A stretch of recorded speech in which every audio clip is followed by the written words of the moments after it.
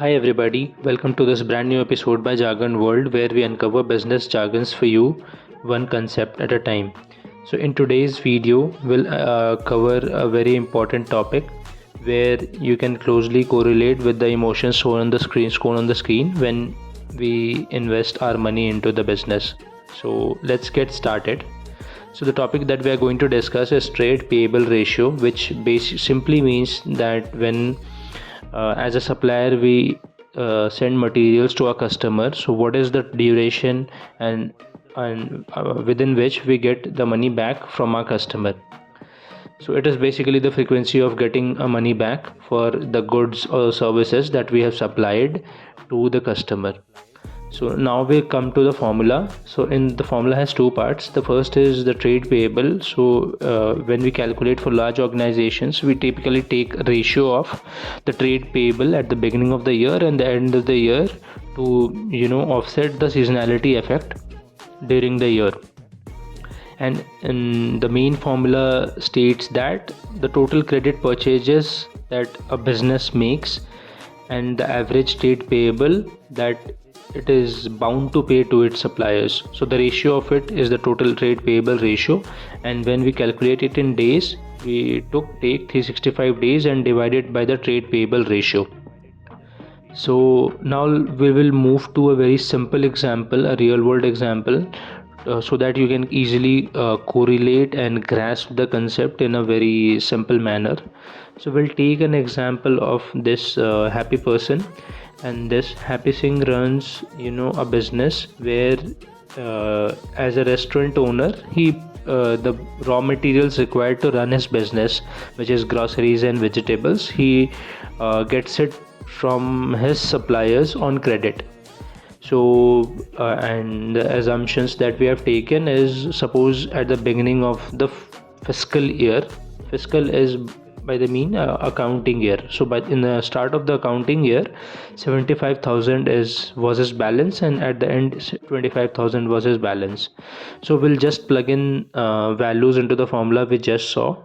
So the net credit purchases would be the sum of these purchase amount, and the average would be the sum of these two values. So the ratio we get it as 10. So this happy singh is a very shrewd person. He takes a lot of items on credit from his suppliers, and maybe he has a good name in the market because suppliers are giving him a lot of materials on credit.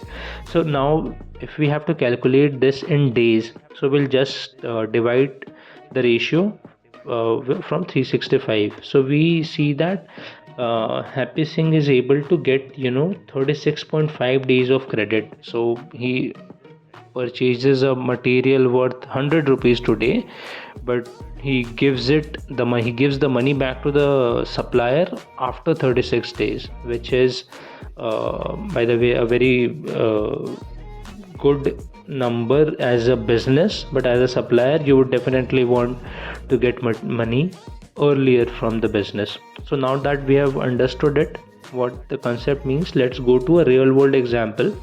And to explain this video, we have taken a company that we are very closely familiar with, which is Dmart. So I have taken the annual report for Dmart for the last financial year 23-24, and we have taken the standalone balance sheet. So in this balance sheet, the numbers that we need to look into, I have highlighted those. So trade payables this is the number at the end of the year, and this is at the beginning of the year, and this is what we would take to calculate the average trade payable.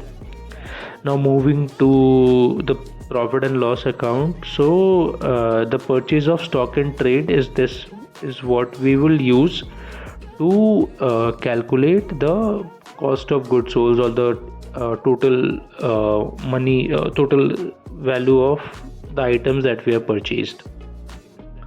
So we'll just note down the formula in the left of the screen for your ready reference, and we'll plug in the values in the right. So average trade payable is just an average of at the beginning and the end, and this is the cost of goods purchased. So we get by the way, all these figures are in crores for Dmart. So we get the ratio as 52.25.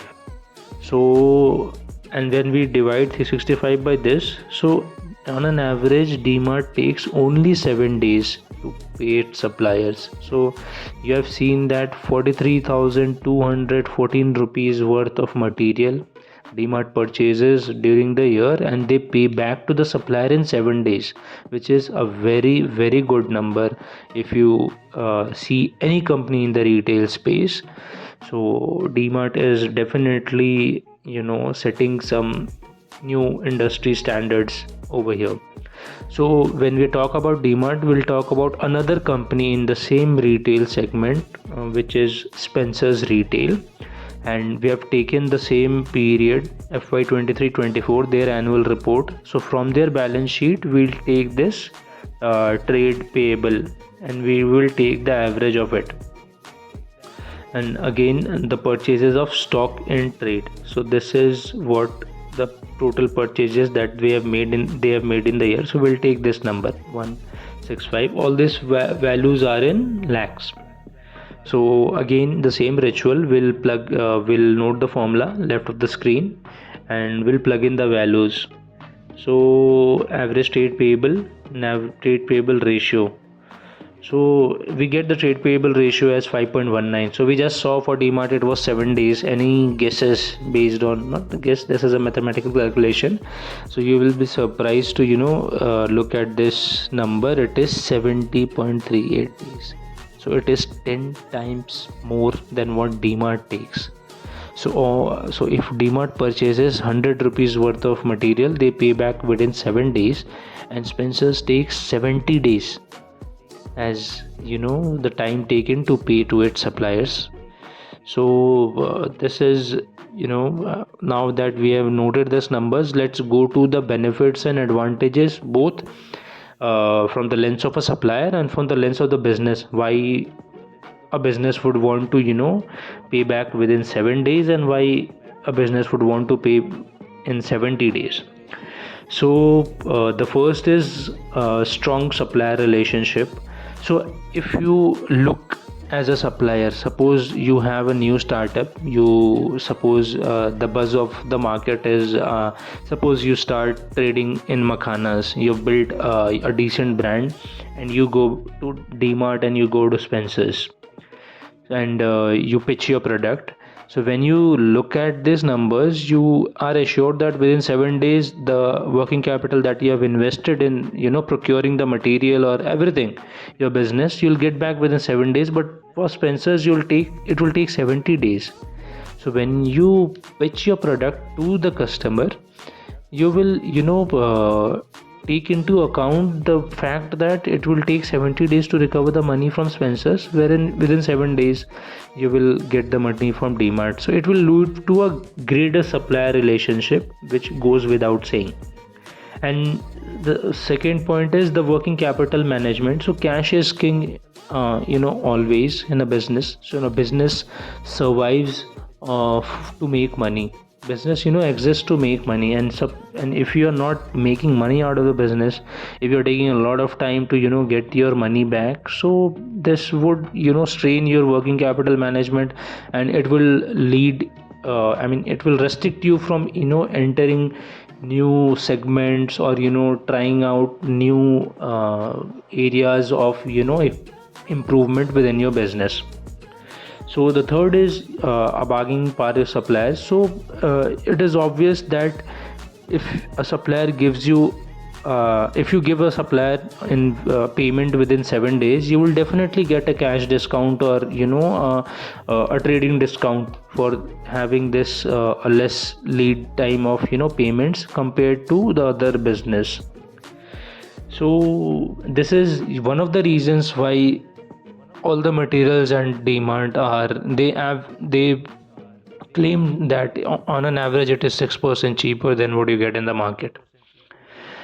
And the second is higher order frequency from the supplier. If he gets him money back on 7 days, he will push to supply materials again and again. So within a year, we saw he gets 52 times the conversion rotates. So this is basically viewing at the business from one angle. So if you're watching this series, this is the third video of understanding the business series, and I'll attach the link of the other two videos so that you can go ahead and watch.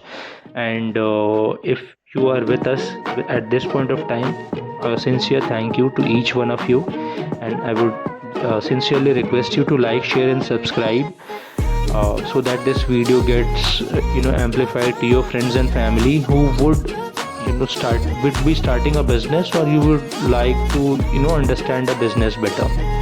So thank you so much for your time. Thank you so much. Thanks. Bye.